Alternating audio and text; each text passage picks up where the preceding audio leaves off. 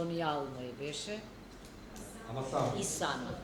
А ние ќе бидеме првиот случај. Сега би сакало по референдумот повеќе со професората Пасија. Давам збор на професората Пасија, исто правниот факултет во Штип, да ни разјасни некои од импликациите врзани за референдум. Сега. Порно беше Пасија да го седнеме тука. Па може. Најдобро ако е. Сега веќе ги Да се препомним. смениме. Да ги смениме не сте. Да, ајде ги смени. Да. Може така. Така, тоа може. Само повлечи ги.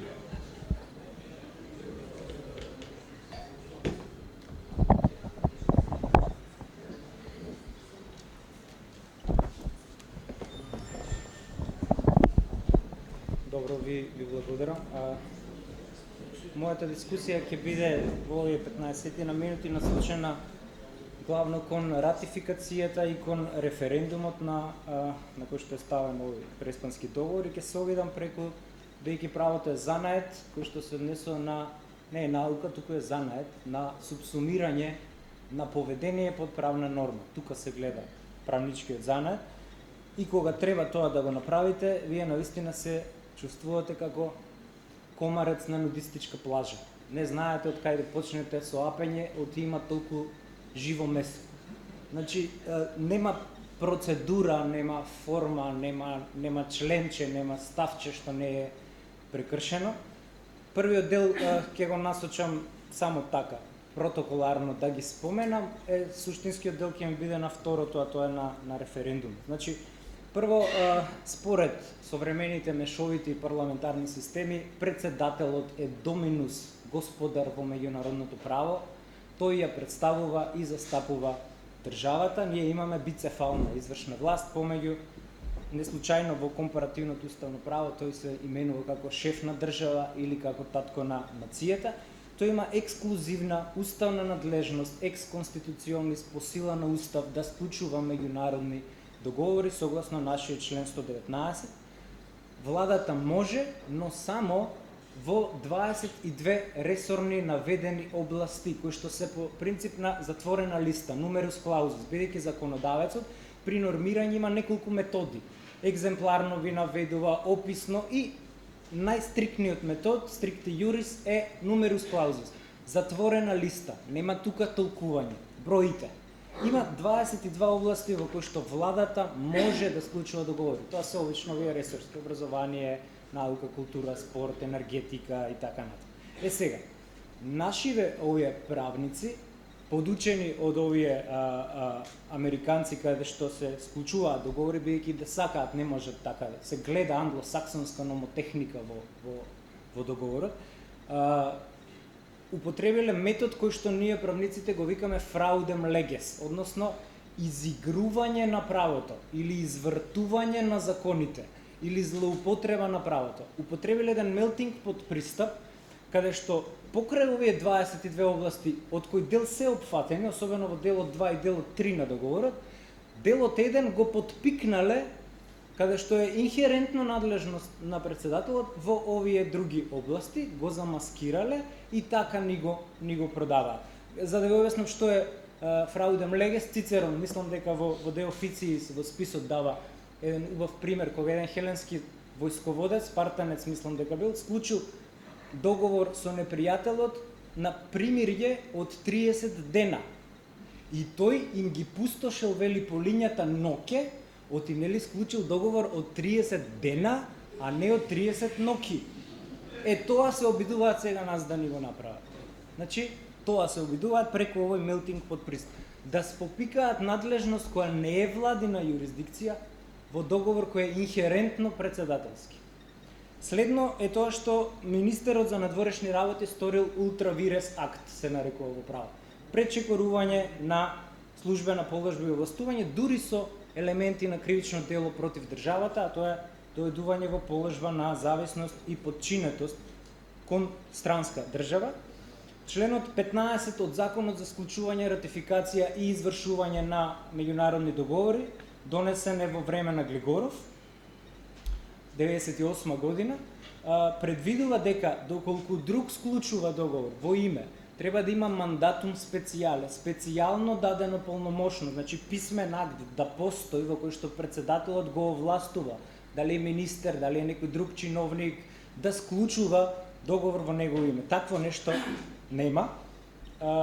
Следно е прошверцувана и е цела илегална процедура на ратификација. Ние имаме лекс специјалис за тоа е овој закон кој го споменав, и тоа е закон кој ја регулира постапката како се склучуваат меѓународни договори. Не е вообичаената деловничка процедура за носење на закони, и тој вели дека мора да постои акт, како што председателот носи указ, писмен акт, да го видиме, кој се вика предлог, кој мора да содржи 7 точки, уставен основ, која е делегацијата, кои се финансиски импликации, предлог текст, нацрт и така натаму. Значи, сите овие фази се прескокнати, не постои таков предлог за водење преговори и процедурата е следна. Председателот, откако ќе го склучи, вели го праќа до МНР, кој што има само архиварска улога. Дури и во Законот за надворешни работи вели министерот дава мислење, не носи одлука он не може мериторно да одлучи, он нема надлежност тоа да го прави. МНР има 30 дена да го проследи до влада, владата го проследува до собранието и вели доколку председателот сака може да се обрати на пленарна седница. Ова кај не спомина вака за 1 секунда, за 3 дена го прошверцува. Следно доаѓаме до деловничкото кршење.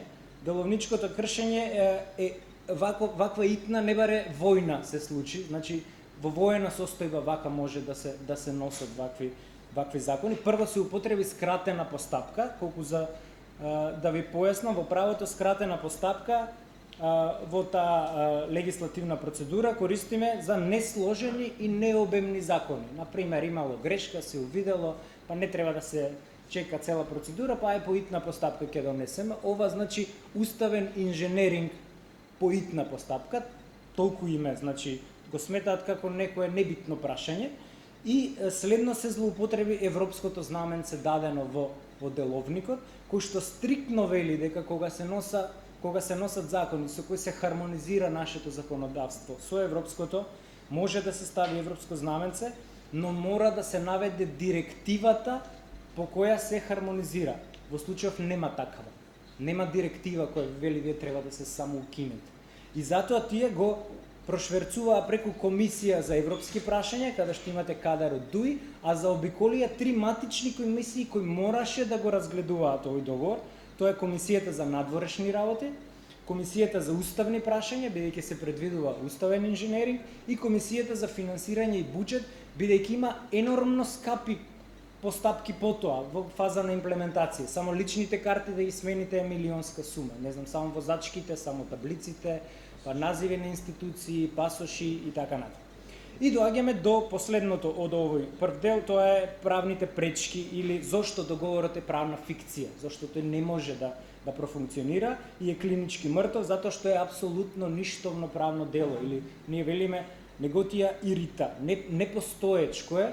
Прво, затоа што има джебно вето, против кој немате правен лек вие. И затоа они се силеа, ќе го објават, нека го објават, не можат да го објават. И да го објавате кривично дело и не може да произведе правно дејство, и они го знаат тоа. Следно е Уставниот суд, со кој што споревме со професорот Фрчковски. Ќе се воздржам да бидам учтив, меѓутоа договорот има еден правен преседан. Договорот со ОКТА е веќе поништен, тоест укинат на Уставен суд.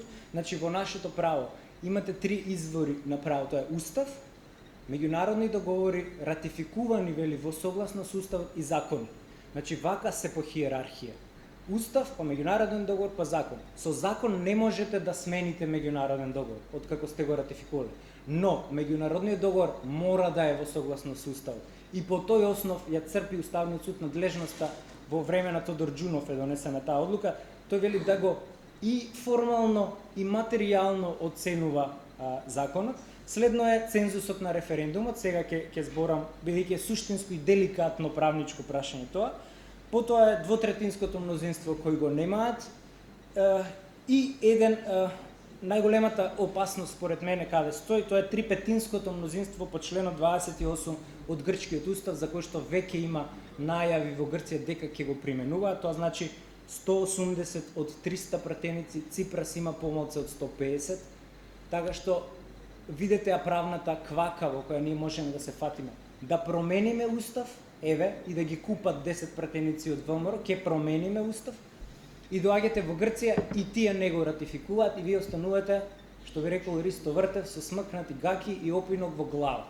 Значи, толку. Не, како ќе го повратите? Вие веќе сте го смениле уставот, тие не го ратификуваат договорот. И уште две правни пречки кои никој не ги споменувате: грчкиот уставен суд кој може исто така да интервенира и евентуално грчки националистички референдум кој можат во кампања за предизбори, бидејќи до година е многу круцијална во Грција, затоа што ние имаме председателски, во мај тие во септември имаат парламентарни избори, грчката десница е во подем, е расцепкана, меѓутоа можно е неа демократија повторно да игра на картата на национализмот, дури и да иницира референдум.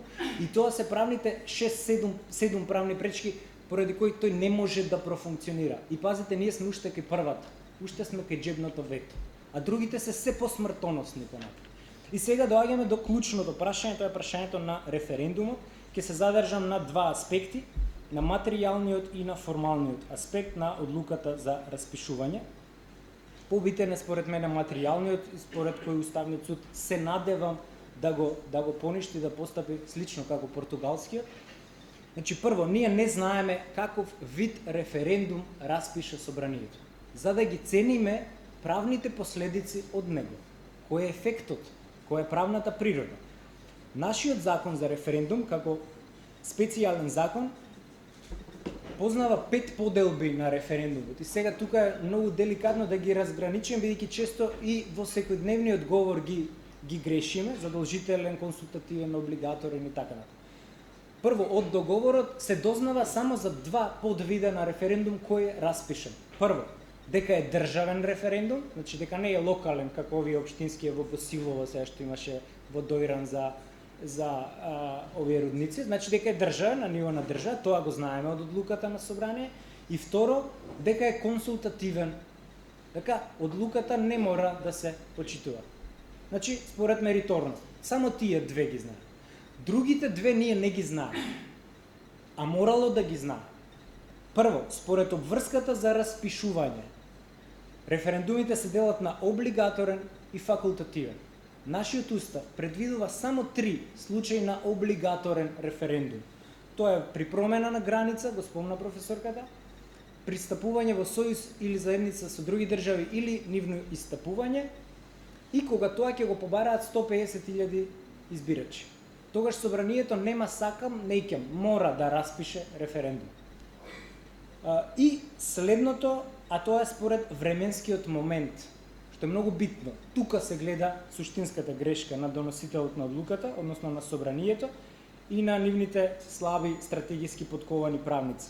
Според временскиот момент имате предходен референдум, или ние го викаме антелегем, пред да уредите некое прашање, па ги прашувате граѓаните како тоа да го направите. И дополнителен референдум, тоа е постлегем, откако сте го решиле прашањето, дури во теорија се вика тоа е народно вето. Па народот ќе ви го отфрли, нема да или ќе ви го потврди. Значи, ние според толкувањето на законот за референдум, консултативниот референдум мора да биде само предходен. Така стои во членот 27, вика за предходно консултирање на граѓаните.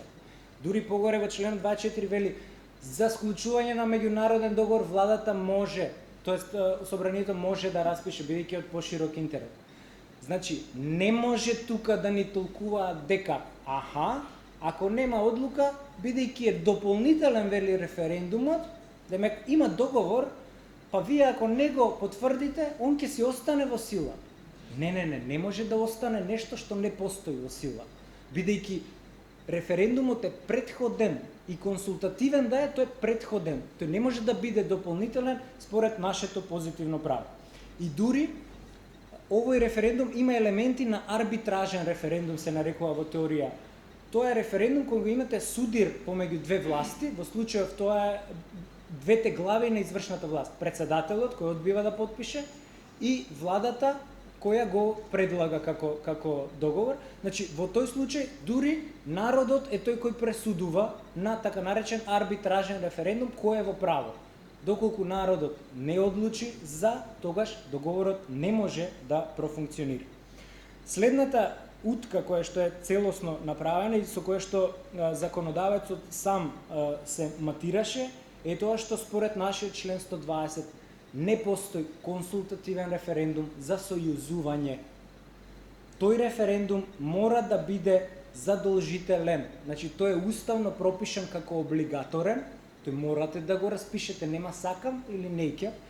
И доколку не го ставеа ЕУ во прашањето, може би ќе имаше смисла, бидејќи според едно решение на Уставниот суд, тие НАТО го третираат по член 121. Вели тоа не е сојуз, туку е меѓународна организација класична. И таму треба само апсолутно мнозинство во парламент и толку. И ние во 93-та година имаме таква одлука. Во 93-та парламентот донел одлука да се зачлениме во НАТО. И толку, они го третираат како завршено право. Но за ЕУ ситуацијата самите си ја искомплицира. Ставањето ЕУ во прашањето по автоматизам го активира членот 120. Членот 120 е убиствен во вакви случаи за нив. Бидејќи прво, ние немаме историски, бидејќи јас сум од Институт за правна историја, ние немаме одлука за членство во НАТО. Логично е да немаме, бидејќи може би во 2030 и некоја ќе станеме член. И затоа не може сега да имаме. Ние имаме 3 декларации, 98 година е првата, 2000 и 2004. Имаме една спогодба за стабилизација и асоциација, тоа е 2001, и една апликација за членство после смртта на Борис Трајковски, кога Бранко Црвенковски ја однесе 2004. Толку се формалните контакти наши со ЕУ. А Уставот бара да имате одлука, не само да имате одлука, туку таа да е донесена со двотретинско мнозинство во парламентот.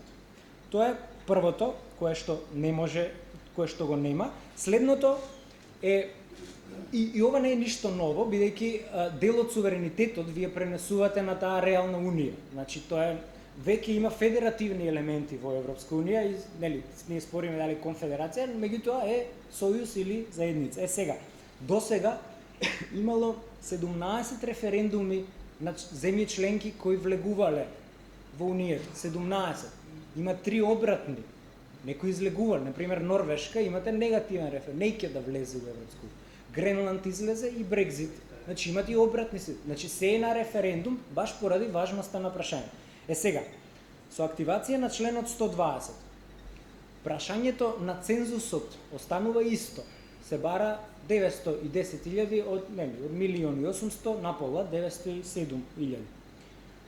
Но мнозинството од релативно, вели од излезените пола, тоа е 450, тоа е по член 73, ако се, но по член 120 вели од излезените сите мора да гласаат за, значи 910.000 да гласаат за, бидејќи е апсолутно мнозинство и бара мнозинство од запишаните избирачи во избирачкиот список.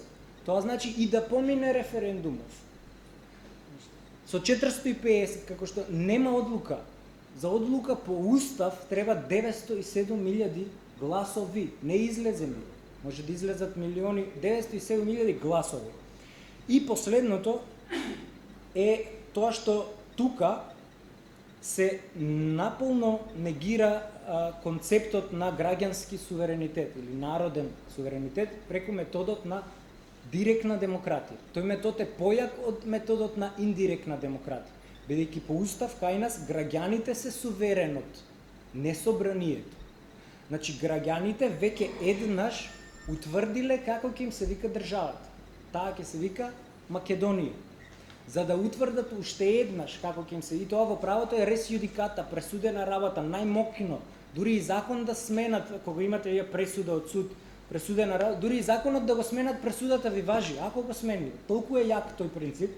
Значи, тука се доведува создадената власт, а тоа е парламентот, да биде појака од создавачката власт, од уставотворната власт, што е нонсенс во правото, и затоа се оди на известна деконституционализација на односите помеѓу граѓаните и власта. што е спротивна на уставот. Значи граѓаните се изворот.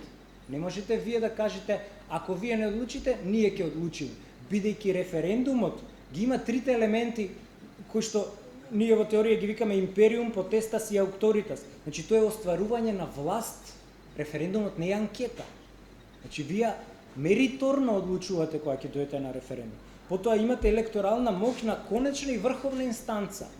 Значи, дури и 2 години после референдумот, вие не можете да промените одлуката која сте ја донеле на референдумот. Не можете ново, исто такво прашање да поставите. И според мене во прашањето, сега преминувам на формалниот аспект и со тоа ќе завршам, преку компаративни практики. Прво има проблем во одлуката за распишување. Според законот за референдум, таа мора да има 7 составни делови. Тука имате фрапантно потврлање во 4 од 7 делови. Прво, него стои називот на актот за кој гласате. Тие само паушално и заведувачки навалят договорот договорот меѓу Македонија и Грција. Не постои Македонија во договорот. Втората страна сме ние во договорот и плюс тоа официјалниот службен назив е 5 реда долг. 5 реда со 12 фонда во искуп.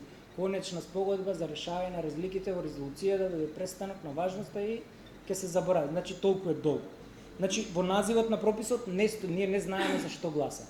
Следно, образложение. Одлуката нема образложение, нема информационен член што го викаме, да образложи за што граѓаните гласаат, бидејќи 3% го прочитале договор, не знаат за што гласаат. Следно, потврда во референдумските прашања, поставени се 3 прашања и според нашиот закон требало да бидат на 3 одделни гласачки ливчиња. Тие можеле да спроведат 3 референдума во ист ден, со избори не смее да се спроведе, но референдуми само може да се спроведат 2-3 колку сагаат, но на одделни гласачки ливчиња. И последно, потврда во видот на референдумот. Како што објаснив, претходно не знаеме дали е тој претходен или е дополнителен. И следно, на капциозноста на прашањето, поставени се 3 прашања во едното, што е спротивно на Венецијанскиот кодекс за добри референдумски практики. Хронолошки, прв таков е португалскиот случај. Дури повеќе, колку да ви објаснам символиката што е во португалскиот случај, тоа е кога се носеше Европскиот устав, кај што голем дел од ингеренциите на националните држави се префрлаа на супранационално ниво. И сега тие поставија прашање од типот дали сте за поглавието за човекови права, мнозинството, согласно Европскиот устав. Значи, така им гласеше прашањето. Значи, фактички, ако гледате според нашето толкување, дури би можело и португалскиот случај да го сведете на едно прашање, бидејќи сепак е за Европскиот устав, бидејќи се 3 поглавја, не. Уставниот суд на Португалија вели цепкањето на поглавијата од уставот создава привид на единство. Тој ги замајува гласачите, тие не можат да донесат правилна одлука, бидејќи го нема задоволено критериумот на експлицитност. А кај нас имате 3 сосема независни, значи имате извесен договор и неизвестно членство во меѓународна организација, тоа е НАТО по член 127 и ЕУ по член 120. Значи 3 сосема неповрзани ставови.